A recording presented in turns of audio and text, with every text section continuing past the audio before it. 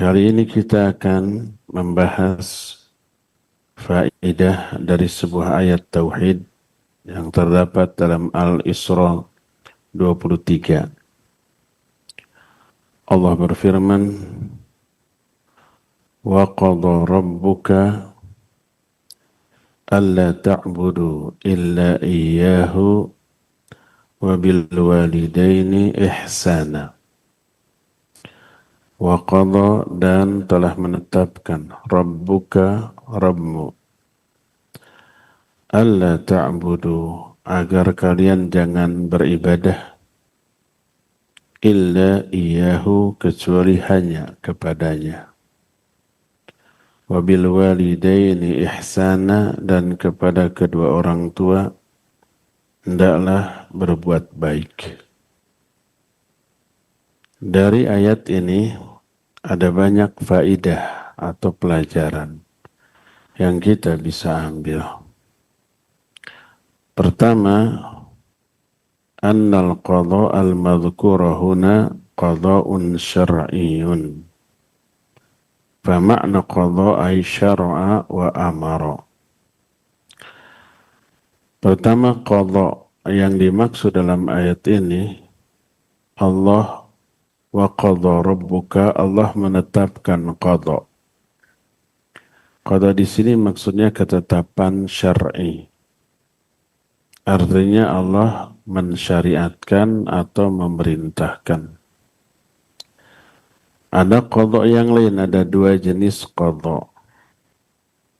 Pertama qadha syar'i, yang kedua qadha kauni qadari. Kalau qadha syar'i, qadha itu artinya ketetapan. Syar'i berupa syariat. Itu adalah agama ini, perintah dan larangan. Itu disebut qadha syar'i berupa syariat. Contohnya dalam ayat ini, wa qadha rabbuka alla ta'budu illa iyyah wa bil walidaini ihsana. Allah telah menetapkan qadha, artinya telah menetapkan syariat, yaitu jangan ibadah kecuali hanya kepada Allah dan berbuat baik kepada kedua orang tua. Kedua, qadha kauni qadari, ketetapan Allah yang Allah terapkan di alam berupa takdir. Takdir juga qadha, ketetapan Allah. Contohnya surah Al-Isra ayat 4, Allah menyatakan, wa qadhaina ila bani Israila fil kitab latufsidunna fil ardi marratain wa lata'lunna 'uluwan kabira. Wa qadhaina, dan kami telah menetapkan bagi Bani Israel di dalam kitab bahwa kalian, hai Bani Israel, latufsidunna fil ardi marratain, kalian akan mengadakan kerusakan di muka bumi 2 kali, wa lata'lunna 'uluwan kabira, dan kalian akan bersikap arogan, sombong, dengan kesombongan yang tinggi dan besar. Allah sudah tetapkan karakter Bani Israel seperti itu, dan inilah yang disebut dengan qadha qadari, berupa takdir. Kalau qadha syar'i, pasti dicintai oleh Allah. Qadha, ketetapan Allah berupa syariat, itu berisi perintah untuk melakukan yang baik, larangan dari keburukan. Maka semua ketetapan yang berupa syariat pasti baik, pasti dicintai oleh Allah, tapi belum tentu terjadi. Bisa tidak terjadi. Contohnya ini, Allah menetapkan jangan kalian ibadah kecuali kepada Allah, dan hendaklah berbuat baik kepada kedua orang tuanya. berisi dua hal, tauhid dan birrul walidain. Dua-duanya dicintai oleh Allah. Tapi belum tentu terjadi. Buktinya banyak manusia yang tidak ibadah kepada Allah, malah ibadah kepada yang lainnya. Banyak manusia yang durhaka kepada kedua orang tuanya. Inilah ketetapan syar'i. Jadi setiap ketetapan syar'i pasti dicintai oleh Allah, tapi belum tentu terjadi. Adapun qadha qadari kauni, ketetapan Allah yang berupa takdir, belum tentu dicintai oleh Allah, tapi pasti terjadi. Takdir Allah itu pasti terjadi. Kullu masya'a kana wa man lam yasha' lam yakun. Semua yang Allah kehendaki, maksudnya semua yang Allah takdirkan pasti terjadi. Apa yang tidak Allah takdirkan tidak mungkin terjadi. Jadi ketetapan Allah yang qadari, yang kauni, yang Allah berlakukan di alam, pasti itu terjadi. Tidak mungkin tidak. Tapi tidak semua takdir Allah itu dicintai oleh Allah, disukai.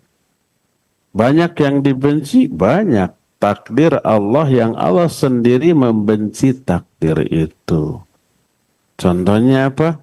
Contohnya kufurnya orang-orang kafir. Kekufuran, perbuatan syirik, perbuatan bid'ah, perbuatan maksiat, itu dibenci oleh Allah, tidak diridhoi oleh Allah. Tapi itu terjadi. Ada nggak perbuatan syirik? Banyak. Ada nggak perbuatan kufur? Banyak. Ada nggak orang durhaka? Banyak. Terjadi? Terjadi. Kalau terjadi itu pasti Allah takdirkan. Tapi pasti Allah tidak mencintai perbuatan itu, kejadian itu tidak Allah sukai. Loh, kalau tidak Allah sukai, tidak Allah cintai, kenapa ditetapkan, ditakdirkan? Nah, ada hikmah kebaikan di balik ketetapan takdir yang tidak Allah cintai tersebut. Lahir banyak kebaikan. Kebaikannya nggak bisa lahir tanpa ada keburukan yang Allah takdirkan. Contohnya apa? Apa sih kebaikan yang lahir dari perbuatan syirik, kufur, bid'ah, maksiat? Pertama lahirnya dakwah.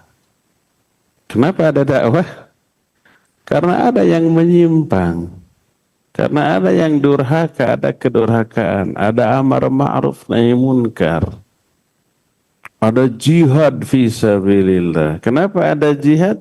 Karena ada pengingkaran orang-orang kafir, penyerangan orang kafir, ada syahid. Kenapa ada mati syahid? Ada jihad. Termasuk ada kesabaran sebagai ujian bagi manusia. Dan banyak kebaikan lain yang lahir dari keburukan ini. Keburukan sebagai ujian, keburukan sebagai lahan dakwah, amar ma'ruf nahi munkar, jihad, syahid, dan seterusnya. Nah, berarti ada takdir yang buruk? Iya. Hadis yang menyatakan wa antu'mina bil qadari khairihi wa syarrihi. Salah satu rukun iman yang 6, engkau beriman kepada takdir baik yang baik ataupun yang buruk. Tapi ada tapinya. Yang dimaksud buruk adalah al-maqduru alaih. Apa yang ditakdirkan. Dalam sebuah peristiwa yang buruk ada dua hal. Hal pertama, takdir ketetapan Allah dalam menetapkan peristiwa buruk tadi, itunya pasti baik. Ketetapan Allah, kenapa Allah membuat takdir yang buruk? Pasti baik. Kedua, peristiwa keburukan yang terjadi. Nah, ini buruk. Inilah yang dimaksud takdir yang buruk. Maksudnya peristiwa kejadiannya buruk. Kenapa? Karena membuat orang menderita seperti musibah, seperti sakit, seperti kecurian, seperti dihina. Itu buruk itu peristiwanya. Tapi ketetapan Allah dalam menetapkan peristiwa buruk itu baik. Kenapa baik? Dari peristiwa buruk tadi lahir banyak keuntungan. Korban keburukannya dosanya gugur, dapat pahala, doanya dikabul, dan seterusnya. Sebagai contoh, sebagai ilustrasi gini. Dokter seringkali memberikan keputusan yang membuat pasien menderita. Ketika orang berobat, beberapa tindakan dokter yang membuat pasien menderita banyak. Disuntik, sakit, diinfus, sakit pegalnya lebih lama, disuntik beberapa detik, jos sudah. Diinfus kan bisa harian, berhari-hari. Kadang harus dioperasi, kadang harus diamputasi. Membuat pasien menderita. Tapi keputusan dokter untuk nyuntik, untuk ngeinfus, baik apa buruk? Baik. Memang menyakitkan, tapi dibalik kesakitan yang dirasakan pasien ada keuntungan, ada kebaikan. Jadi sembuh. Kalau nggak diinfus, nutrisi obat susah masuk. Maka dengan infus bisa masuk dan itu menyembuhkan. Jadi ada dua hal dalam keputusan dokter ketika nyuntik.